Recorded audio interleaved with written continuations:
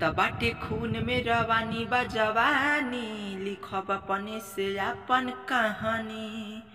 त बाटे खून में रवानी बा जवानी, लिखब अपने से अपन कहानी। कि डर नहीं बा भले हो जाई फांसी, कि डर नहीं बा भले हो जाई फांसी। कट्टर निषाद हैं करब बदमाशी, कट्टर निषाद हैं करब बदमाशी। त बाटे खून में रवानी बा जवानी, लिखब अपने से अपन कहानी। त बाटे खून में रवानी बा जवानी, लिखब अपने से अपन कहानी। कि डर नहीं बा भले हो जाई फांसी, कि डर नहीं बा भले हो जाई फांसी।